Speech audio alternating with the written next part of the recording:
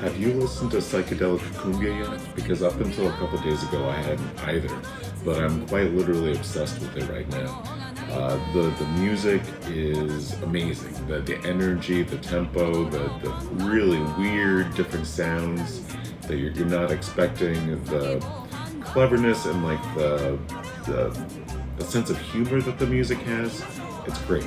So I put together a playlist of a bunch of songs I've collected in the last couple of days, and three that I would really love to recommend to anybody that's watching this. And forgive me if I mispronounce it.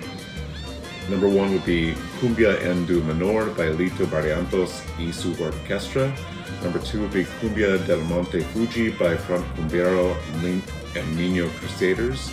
And number three would be La Flor by Tropa Magica. Those three are great starters. Check it out. Let me know what you think.